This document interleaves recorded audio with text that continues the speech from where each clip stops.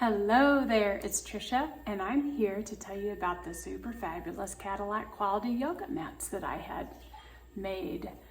I at first started making these for my own movement practice, and then people wanted to buy them, so I had them mass produced, and now I have my own line of yoga mats. These are the first 3 designs.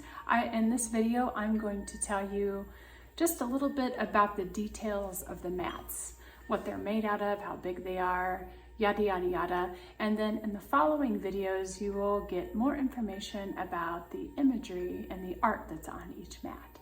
So to get started, these yoga mats are 26 by 72 inches. So if you can see me, I'm about 5'9". I'm just going to lay on a mat so that you can see how big they are. Okay, so I have plenty of room here. I have room up above me and I have room below me. So if you are, some people that are around 6 feet tall have a hard time getting a mat that will fit them. These are 72 inches that are around 6 feet. So you will be able to be on your mat when you're laying down. I like it because I'm around 5'9" and I can play around on the mat and still stay on the mat while I'm doing other poses, and I'm not hanging off the sides like I am with a 68-inch mat. Something else, this is about how thick they are, okay? They're not super thick. So if you need a lot of support during your yoga practice, this might not be enough for you, but what I love about this rubber, they are rubber suede mats. What I love about the rubber is that it provides, it's more densely packed of a material. So unlike a foam mat, the rubber does not completely get compressed when you're on it. So it gives me a great amount of support, but then at the same time, when I'm doing balancing poses, the suede is very non-stick. It's when your hands sweat or any kind of moisture, when it gets on the mat, it ignites a non-stick technology, which basically the suede just gets wet and it keeps you from sliding. I'll demonstrate that as well. So I will let you see the suede here.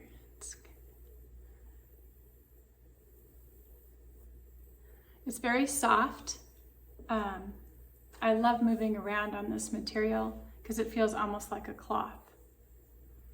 What you don't want to do is any kind of dragging motion with your feet or your hands. You'll get a rug burn on this. So if you're moving around, you don't want to drag the top of your foot along the bottom of the mat. I've done that before. It's not fun, and you probably won't do it again after you do it once.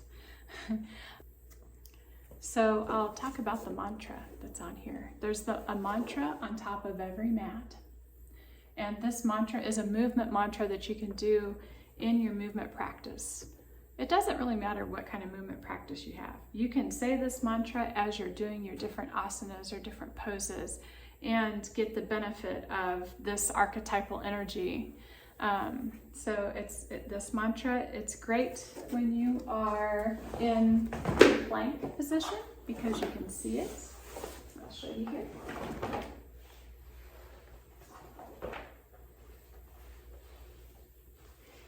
So when I am in plank, and I'm not a yoga teacher, so yoga teachers, just try to not pay any attention to my form. Okay, so if I'm in plank, I can look at this mantra as I'm in plank, and I say to myself, I let my light shine bright. And then I can move into other poses. But that's what I love about the mantra, and see how my hands aren't going anywhere.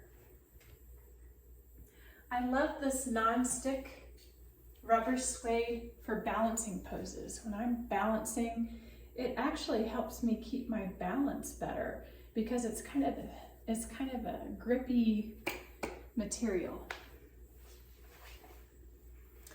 All right, now how to care for a rubber suede mat.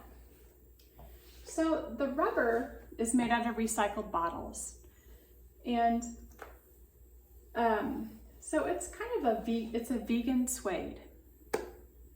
And vegan suede is kind of like it's a plastic.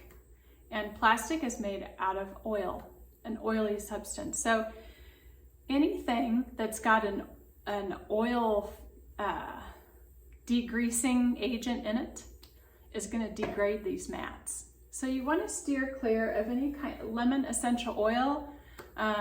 It eats through plastic and other materials like that. So even if you have an all natural mat cleaner with no harsh ingredients, you want to stay away from lemon essential oils because it will degrade the suede on your mat.